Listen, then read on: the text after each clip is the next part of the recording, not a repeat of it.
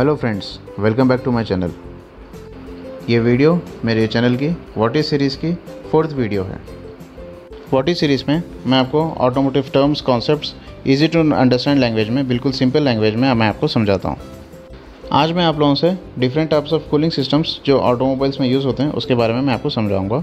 ये आपके लिए जानना बहुत ज़रूरी है, इसलिए वीडियो को पूरी देखिए। वीडियो शुरू करने से पहले मेरी आपसे रिक्वेस्ट है कि मेरे चैनल को सब्सक्राइब कर लीजिए। सब्सक्राइब करिए 24 मोटो वर्ल्ड चैनल और बेल आइकन दबाइए लेटेस्ट वीडियो सबसे पहले देखने के लिए। कोई भी ऑटोमोबाइल जिसके अंदर इंजन लगा हो, उसके अंदर दो टाइप्स की एनर्जी जनरेट होती है। एक है मैकेनिकल एनर्जी जिससे आपकी गाड़ी चलती है, और एक होती है हीट एनर्जी जिससे जो आपकी गाड़ी के चलने से जो हीट जनरेट होती है उसको हीट एनर्जी बोलते हैं। मैकेनिकल एनर्जी तो ठीक है, लेकिन हीट एनर्जी को हमको कंट्रोल करना है ताकि गाड़ी ओवर हीटिंग होकर एक्सप्लोड ना हो। इसके लिए अलग अलग कंपनीज़ अब अपनी गाड़ी में अलग अलग तरह का कूलिंग सिस्टम देते हैं। जनरली आपके पास 3 टाइप के कूलिंग सिस्टम की टेक्नोलॉजी जो है ऑटोमोबाइल्स में यूज़ होती है। उसके अंदर सबसे पहले एयर कूल्ड, दूसरा है ऑयल कूल्ड और तीसरा है लिक्विड कूल्ड। जो भी इंजन्स आते हैं ऑटोमोबाइल्स में, इन तीनों में से कोई एक सिस्टम आपकी गाड़ी में इंजन में लगा होता है। इंजन्स जनरली 50 सीसी से लेकर बहुत बड़े बड़े साइज़ के भी होते हैं। 4000 सीसी, 8000 सीसी, 12000 सीसी के भी इंजन्स होते हैं। तो इनके साइज़ के हिसाब से इनकी कूलिंग की रिक्वायरमेंट्स होते हैं इंजन के अंदर, ताकि ये ओवरहीट ना हो। तो सबसे पहले मैं आपसे बात करूँगा एयर कूल्ड, जो जनरली जो छोटे मोटरसाइकिल्स में होते हैं उसके अंदर यूज़ होते हैं, एयर कूल्ड सिस्टम यूज़ होता है। ठीक है। अब मोटरसाइकिल्स, स्कूटर्स के अंदर 50 सीसी के भी कुछ छोटे से स्कूटर्स होते हैं, मगर जनरली जो आपको इंडियन मार्केट में अवेलेबल है वो स्टार्ट होते हैं 90 सीसी, 100 सीसी से लेकर स्कूटर्स में 200 सीसी तक के भी स्कूटर्स होते हैं जो थोड़ा सा स्पोर्टी स्कूटर्स आते हैं। नहीं तो जनरली 100 सीसी, 125 सीसी तक के स्कूटर्स आपको मिल जाएंगे। और मोटर बाइक्स में सेम 100 सीसी से लेकर के आपको 790 सीसी, 1200 सीसी के भी आपको स्पोर्ट्स मोटरसाइकिल्स आपको देखने में मिलते हैं मार्केट में। तो अब इसके अंदर स्पोर्ट्स मोटरसाइकिल्स के अंदर भी अलग अलग सेगमेंट है, जैसा कि कम्यूटर सेगमेंट हो गया, एडवेंचर सेगमेंट हो गया, क्रूज़र सेगमेंट हो गया। तो इसके हिसाब से इनके इंजन के रिक्वायरमेंट्स होते हैं, इंजन के साइजेस भी अलग अलग है। मेरा बोलने का मतलब इंजन के साइजेस भी अलग अलग होते हैं हर गाड़ी के हिसाब से। तो ये जो एयर कूल्ड टेक्नोलॉजी है ये कम्यूटर सेगमेंट के अंदर जनरली यूज़ होती है। अब कम्यूटर सेगमेंट में आपको स्कूटर्स आ गए। स्कूटर्स एक अलग टाइप ऑफ डिज़ाइन है टू व्हीलर के अंदर, लेकिन मैं टू व्हीलर में स्कूटर्स और कम्यूटर बाइक्स को एक ही रिक्वायरमेंट रहता है कूलिंग का, वो है एयर कूल्ड जनरली। क्योंकि एयर कूल्ड टेक्नोलॉजी में इंजन्स के ऊपर जो फिन्स बने हुए हैं उसका यूज़ करके इंजन कूल हो जाता है जब आप गाड़ी चलाते हैं। अब बाइक के अंदर तो इंजन आपको देखने में से, अब ये जैसा कि फ़ोटो में लगा हुआ है, सेम उसी तरह गाड़ी जब चलती है तो हवा इंजन को टच होके इंजन कूल हो जाता है। अब अगर आप ट्रैफिक में हो तो थोड़ा सा इंजन हीट होगा, लेकिन फिर भी जो एटमॉस्फेरिक टेम्परेचर है उस हिसाब से कूलिंग उसमें हो जाती है। अब स्कूटर्स के अंदर अब चूँकि स्कूटर का जो इंजन है वो अंदर पूरा ढका होता है, इसके लिए उसके अंदर एक फ़ैन यूज़ होता है। वो फ़ैन इंजन की स्पीड के हिसाब से चलता है। इंजन अगर 1000 आरपीएम पे है तो उसका भी एक पर्टिकुलर आरपीएम होता है, उस पर चलता है। इंजन का आरपीएम 4000 आरपीएम पे, तो फिर उस हिसाब से उसकी स्पीड भी बढ़ती है।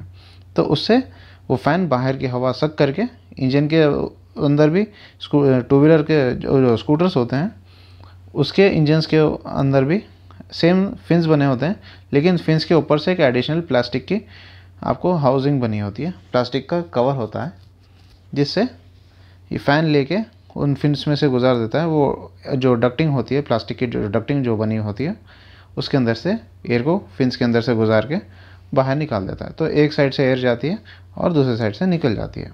तो स्कूटर्स के अंदर कूलिंग सिस्टम कुछ थोड़ा सा अलग होता है। एक एडिशनल फ़ैन होता है, फ़ैन के थ्रू डक्टिंग बनी होती है इंजन के सराउंडिंग्स में, जिससे वो इंजन कूल हो जाता है ताकि वो ओवर हीटिंग ना हो। तो अब आप समझ गए कि ये एयर कूल्ड सिस्टम काम कैसा करता है। अब इसका यूजेज एंड एप्लीकेशंस भी आपको इसी में समझ में आ गया कि ये बाइक्स में किस तरह होता है और स्कूटर्स में किस तरह होता है। अब इसके मैं कुछ फ़ायदे आपको बताऊंगा। देखिए, एयर कूल टेक्नोलॉजी जो है ये एकदम इकोनॉमिकल है। इसका आपको कोई ज़्यादा मेंटेनेंस नहीं होता है। अगर बाइक है तो उसको रेगुलर आप इंजन के जो सराउंडिंग्स है उसको क्लीन रखना है। उस पर कोई किस्म के मड ऐसा आपको नहीं होना चाहिए, या फिर एक ऑयल, अब देखें कुछ इंजन्स में ऑयल लीक होके पूरा एक कोटिंग बन जाती है, तो वो भी नहीं होना है, उसको क्लीन रखना है। ठीक है। अब स्कूटर्स के अंदर देखें वो पूरा कवर्ड रहता है, तो उसके अंदर ज़्यादा कुछ मेंटेनेंस होता नहीं है। आप जब स्कूटर को वॉशिंग करेंगे तो उस पर से हो जाएगा। तो इन सबको क्लीन रखने से आपका मेंटेनेंस हो गया उसका। अब इसके अंदर एक कुछ लिमिटेशंस है। लिमिटेशंस ये है कि अगर आप गाड़ी को करेक्टली आप मेंटेन नहीं करोगे, सर्विसिंग टाइम पे नहीं करोगे, तो ओवर हीटिंग इश्यूज़, और अगर आप अच्छी क्वालिटी का ऑयल यूज़ नहीं करेंगे तो भी ओवर हीटिंग इश्यूज़ आपको आ सकते हैं। तो ये एक लिमिटेशंस है। और ये एयर कूल्ड टेक्नोलॉजी एक कंप्यूटर और डे टू डे व्हीकल्स के लिए ही बना हुआ है। अगर आप इसको परफॉर्मेंस की तरह यूज़ करेंगे तो गाड़ी ओवर हीटिंग होगी। तो ये इसका लिमिटेशन है। लिमिटेशन नहीं, अपने हिसाब से ये ठीक है, अपने आप में ये एक बेहतरीन टाइप ऑफ कूलिंग सिस्टम है।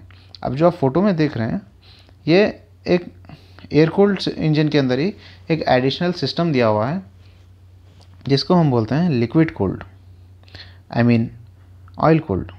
ऑयल कूलिंग सिस्टम ये है कि air cooled engine same fins वैसे ही बने होते हैं, लेकिन उसके अंदर एक एडिशनल एक रेडिएटर होता है, छोटा सा रेडिएटर होता है जिसको हम ऑयल कूलर बोलते हैं। ऑयल कूलर काम कैसे करता है ये मैं आपको अभी बताऊंगा। देखिए, रेगुलर सेम है, एयर कूल्ड इंजन के अंदर एक एडिशनल सिस्टम दिया होता है जिसको हम ऑयल कूलर बोलते हैं। तो ये ऑयल कूल्ड इंजन भी एयर कूलिंग टेक्नोलॉजी का एक एडवांस वर्जन है, जो एयर कूल्ड इंजन की जो लिमिटेशंस हैं इसको ये ओवरकम करता है। कैसे? देखिए, इंजन के अंदर ऑयल होता है। ऑयल डिफरेंट पार्ट्स के अंदर से सर्कुलेट होता है। पार्ट्स के अंदर जो फ्रिक्शन होता है उसको ऑयल कम कर देता है। दोनों पार्ट्स के बीच में जो कोटिंग होती है वो ऑयल की होती है, तो ऑयल उसके बीच में से फ्लो होता है, उसके जो हीट है वो एब्जॉर्ब कर लेता है ऑयल। ऑयल जब इंजन के अंदर से गर्म हो जाता है तो वो एक ऑयल पंप के थ्रू एक ये जो कूलर है, ऑयल कूलर, इसके अंदर चले जाएगा ऑयल। इसके अंदर जाने के बाद में ये जो रेडिएटर है, रेडिएटर का मतलब ये है कि रेडिएटर एक ऐसी डिवाइस है जो जिसके अंदर आप हॉट लिक्विड डालेंगे, कोई भी हॉट लिक्विड, वो उसको कूल कर देता है, रेडिएट कर देता है हीट को। इसके लिए उसका नाम रेडिएटर है। तो ये ऑयल का जो रेडिएटर है, इन शॉर्ट आपको ऑयल कूलर बोलते हैं इसको। तो ऑयल कूलर में जाके ये ऑयल ठंडा हो जाता है, जिससे फिर ठंडा होने के बाद फिर वो वापस इंजन में आता है।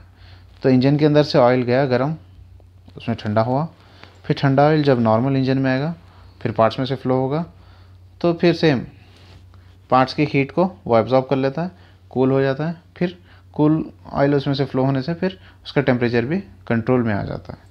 तो इस तरह ये ऑयल कूलिंग सिस्टम काम करता है। स्कूटर्स में या मोटर बाइक्स में इसका यूसेज होता है। Oil cooling technology generally Indian market में जो टू व्हीलर्स अवेलेबल है उसके अंदर 150 सीसी से लेकर के 400 सीसी 500 सीसी तक के साइज़ के इंजन्स में इसका यूसेज हो रहा है। ये मैन्युफैक्चरर के एक्सपर्टीज़ पर डिपेंड करता है कि वो आप इस टेक्नोलॉजी को कितने साइज़ के इंजन्स तक दे सकता है। कुछ मैन्युफैक्चरर्स मैक्सिमम 200 सीसी तक के उसमें देते हैं, कुछ मैन्युफैक्चरर्स 500 सीसी के इंजन में भी ये ऑयल कूलिंग सिस्टम लगा के दे देते हैं। अब इसके मैं आपको फ़ायदे बताऊंगा ऑयल कूलिंग सिस्टम के। ऑयल कूलिंग सिस्टम में मेंटेनेंस थोड़ा सा एयर कूल्ड सिस्टम से ज़्यादा था। क्यों? एक एडिशनल ऑयल कूलर लगा हुआ है, उसके जो पाइप है ये सब, उसका एक मेंटेनेंस होता है। क्योंकि कभी एक ओवर द टाइम होता ये है कि वो पाइप के अंदर सुराख हो जाना या कुछ फिज़िकल डैमेज हो जाना एक्सीडेंट्स की वजह से, ऐसा कुछ, या कुछ लीकेज आता है या पीरियडिक एडजस्टमेंट्स ऐसा करना है, तो ये एक आपको मेंटेनेंस एडिशनल रहेगा। इसके अलावा कुछ गैस्केट्स है, सीलिंग्स है, इसका भी आपको कुछ मेंटेनेंस होता है। आप जैसा कि कोई स्टोन ऐसा हिट कर जाए या कुछ एक्सीडेंट का इशू है, या फिर उसका जो एक ओवर द टाइम जो वेयर एंड टियर होता है उसके अंदर, वो एक आपको एक मेंटेनेंस होता है, उससे ज़्यादा उसका कुछ नहीं होता। तो अब इसके ये तो है एडवांटेज, आपको मैं बता दिया कि एक इम्प्रूव्ड एफिशिएंसी है कूलिंग के अंदर। क्योंकि आप रेगुलर एयर कूल्ड इंजन को आप थोड़ा सा, अब इसका जो यूजेज है, परफॉर्मेंस थोड़ा सा 150 सीसी 200 सीसी की जो परफॉर्मेंस मोटरसाइकिल्स है उसके अंदर ये ऑयल कूलिंग सिस्टम लगाते हैं। क्यों? ओवरहीट नहीं होने के लिए। तो इसका यूजेज भी आपको मालूम हो गया कि थोड़ा सा जो परफॉर्मेंस ओरिएंटेड इंजन्स है उसके छोटे साइज़ के परफॉर्मेंस ओरिएंटेड इंजन्स में इसको लगाते हैं। और ये system highly durable and reliable है। ऐसा नहीं है कि हर 2-4 साल में आपको इसका मेंटेनेंस आ जाए, ऐसा कुछ नहीं है। जनरली मार्केट में जो आपको अवेलेबल है इसके अंदर 5 साल तो इजीली आपको इसे बिना मेंटेनेंस, कोई ज़्यादा मेंटेनेंस के आपको काम चलता है इससे, तो इसका कोई इशू नहीं है। अब मैं आपसे बात करूँगा लिक्विड कूल्ड इंजन्स के बारे में। लिक्विड कूल्ड इंजन्स में एक एडिशनल टाइप का फ्लूइड होता है जो पानी और फ्लूइड दोनों कंबाइंड, जो फ्लूइड को हम कूलेंट बोलते हैं, कूलेंट का इस्तेमाल करके इंजन को ठंडा करते हैं लिक्विड कूल्ड इंजन के अंदर। अब इसके अंदर अब जो रेडिएटर आप देख रहे हैं फ़ोटो में, ये रेडिएटर ऑयल का नहीं है बल्कि कूलेंट का रेडिएटर है। इसमें इंजन के अंदर एक वाटर जैकेट्स होते हैं जो इंजन को ठंडा करते हैं। लिक्विड कूल्ड इंजन में सबसे मेन चीज़, आपको कोई फिन्स नज़र नहीं आएंगे। फिन्स इसलिए नहीं होते इसके अंदर क्योंकि जो सिलेंडर होता है इंजन के अंदर, सिलेंडर के अतराफ वाटर जैकेट होता है, मतलब एक वाटर का पैसेज बना हुआ है। वाटर जो इंजन के अंदर जो हीट जो जनरेट होती है उससे उसको कलेक्ट करके एब्जॉर्ब करके वो हीट को रेडिएटर में जाता है, जाके रेडिएटर में ठंडा होके फिर से इंजन में आके फिर उसकी हीट को एब्जॉर्ब करके फिर रेडिएटर में जाता है। तो ये साइकिल रिपीट होता है इसके अंदर। जैसा पहले ऑयल सर्कुलेट होके ठंडा होके आता था ऑयल कूल्ड इंजन में, इसके अंदर वाटर जाके सर्कुलेट होके आता है, जैसे ये जो इंजन की हीट वाटर एब्जॉर्ब कर लेता है, water in the sense coolant, और रेडिएटर में जाके फिर उसको ठंडा करके आ जाता है। तो अब इसके फ़ायदे देखिए। फ़ायदे ये है कि इसकी कूलिंग बढ़ जाती है इंजन की। किसी भी इंजन को मैक्सिमम जो कूलिंग प्रोवाइड करना हो तो ये लिक्विड कूल्ड टेक्नोलॉजी का इस्तेमाल होता है, मतलब कूलेंट वाला इंजन। ठीक है, इसके अंदर एडिशनली कूलेंट डलता है। अब इंजन के अंदर ऑयल भी सर्कुलर और ऑयल के भी पैसेजेस बने हुए हैं और कूलेंट के भी, लेकिन ऑयल के लिए ऑयल का जो कूलर है, अब इसके अंदर ऑयल कूलर नहीं होगा, सिर्फ एक ही होगा, वो रेडिएटर जिसको हम बोलते हैं। वो रेडिएटर कूलेंट के लिए इस्तेमाल होता है। ऑयल के अंदर कोई सिस्टम नहीं होता। रेगुलर जो ऑयल इंजन के अंदर पार्ट्स में फ्लो होता है वही है, बस लुब्रिकेट करता है। इसके अंदर ऑयल ठंडा करने का काम नहीं करता इंजन को। अब इसके मैं आपको एडवांटेजेस बताऊंगा। एडवांटेजेस से पहले इसका यूजेज देखिए। यूजेज कोई भी हायर सीसी का इंजन या छोटे सीसी के ज़्यादा जो परफॉर्मेंस वाले इंजन्स हैं मार्केट में आपको 125 सीसी के इंजन्स में भी ये ऑयल लिक्विड कूलिंग सिस्टम आपको देखने में मिलेगा। या 125 सीसी से ले करके अब जैसे कि KTM ड्यूक 125 हो गया, इसके अंदर लिक्विड कूल्ड इंजन लगा हुआ है। क्यों? सिंपली उसका जो यूजेज है, परफॉर्मेंस है, बहुत ज़्यादा है इंजन का। इसके लिए उसके अंदर ऑयल कूल्ड से वो कूलिंग मैच नहीं हो सकती, इसके लिए कूलिंग कंट्रोल नहीं की जा सकती, इसलिए इसके अंदर लिक्विड कूल्ड सिस्टम दिया हुआ है। लिक्विड कूल्ड सिस्टम छोटे से इंजन से लेकर मैक्सिमम साइज़ के इंजन्स के अंदर यही सिस्टम यूज़ होता है। कुछ कार्स के जो इंजन्स होते हैं उसके अंदर लिक्विड कूल्ड के साथ साथ एक एडिशनल सिस्टम, उसमें अंदर 2 रेडिएटर लगे होते हैं जिसको हम ऑयल कूलर बोलते हैं। वो एक इंजन को ठंडा करना हो तो लिक्विड से या मतलब कूलेंट से भी ठंडा करते हैं, और साथ में एडिशनल और एक रेडिएटर और एक पैसेज बना होता है जिसको ऑयल होता है, ऑयल को भी ठंडा करते हैं। जनरली कुछ टर्बोचार्ज इंजन्स के अंदर इसका इस्तेमाल होता है। उतना डिटेल आपको मैं बाद में समझाऊंगा, आप ये पहले समझ लीजिए और कमेंट में आप बताइए आपको ये कैसा लगा। आपके कुछ डाउट्स है तो भी आप कमेंट में बताइए, मैं उसको ज़रूर पढ़ूंगा और आपके जो भी डाउट्स हैं मैं ज़रूर क्लियर करूंगा। तो इसके एडवांटेजेस आप समझ गए होंगे कि इसके जितनी कूलिंग, मैक्सिमम कूलिंग सिस्टम यही है। मैक्सिमम कूलिंग इसी से आपको मिल जाती है। अब इसके अंदर रेडिएटर के साथ साथ एक फ़ैन लगा होता है रेडिएटर में, जो इसकी कूलिंग को इम्प्रूव करता है। रेडिएटर में जब कूलेंट जाता है गर्म तो उसको ठंडा करना होता है, तो ठंडा करने के लिए एक फ़ैन लगा होता है। कार है तो उसमें बड़ा फ़ैन होगा, बाइक है तो भी उसके अंदर फ़ैन लगा होता है। आपको एक आवाज़ भी सुने आती है, वो मैं आपको एक वीडियो में बताता हूँ।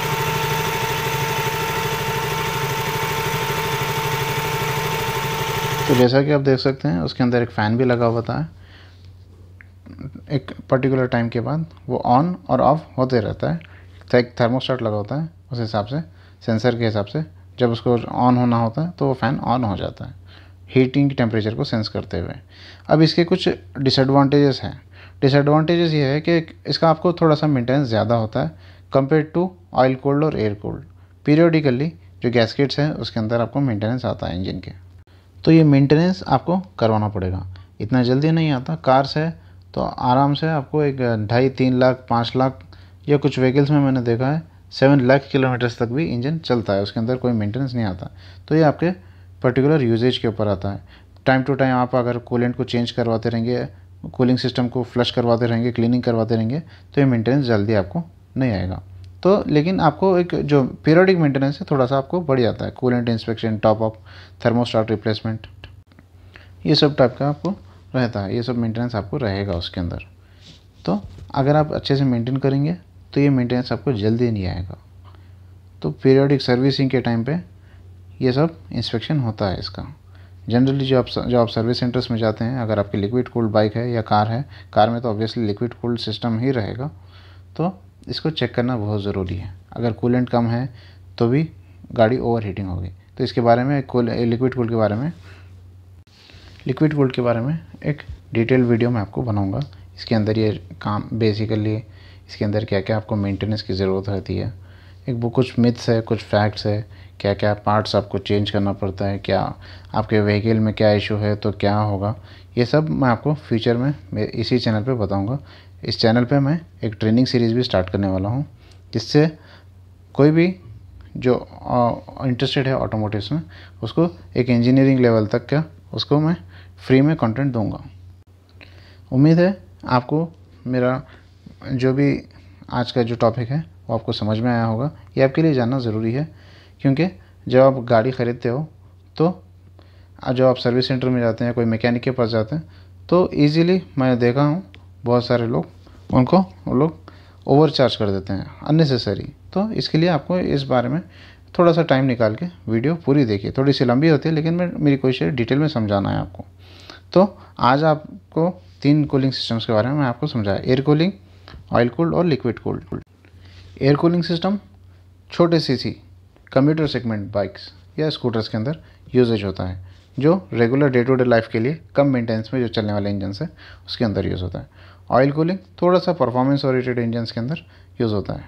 लिक्विड कूल्ड जो ज़्यादा परफॉर्मेंस, ज़्यादा सीसी के इंजन्स में यूज़ होता है, या छोटे इंजन्स जो मैक्सिमम बहुत एकदम स्पोर्ट्स लेवल के जो परफॉर्मेंस होता है उसके लिए यूजेज होता है। तो तीनों के अपने अपने फ़ायदे और डिसएडवांटेजेस है। तो यही है आज की वीडियो। अब मैं आपसे नेक्स्ट वीडियो में मिलूँगा। जब तक आप वीडियो पूरी देखिए। आपको कुछ भी डाउट है तो कमेंट्स में ज़रूर लिखिए। मैं कमेंट्स में बहुत एक्टिव हूँ, आपके जो भी कमेंट है उसका इमीडिएट आपको रिप्लाई दे दूँगा। कुछ भी डाउट है बिल्कुल ईज़िली कभी भी आप मुझे अप्रोच कर सकते हो। चैनल को सब्सक्राइब करिए। मैं ऐसे ही बहुत सारे वीडियोस आपके पास लेकर आता रहूँगा। अलग अलग सीरीज़ बनाया हूँ, उस हिसाब से आपको ऑटोमोटिव रिलेटेड इन्फॉर्मेशन देता रहूँगा। Thanks for watching friends. अरे फ्रेंड्स, आप ऐसे ही जा रहे हैं? इतनी मेहनत से वीडियो बनाया है, उसके लिए एक लाइक तो बनता है ना। और एक बात, आप मुझे फिर एक बार इतनी बड़ी दुनिया में कैसे ढूंढेंगे? तो इसका सोल्यूशन ये है कि आप मेरे चैनल को सब्सक्राइब कर लीजिए और साथ में बेल आइकन भी दबाइए। इससे मेरी हर आने वाली वीडियो का अपडेट आपको मिलता रहेगा। डरिए मत, ये बिल्कुल फ्री है।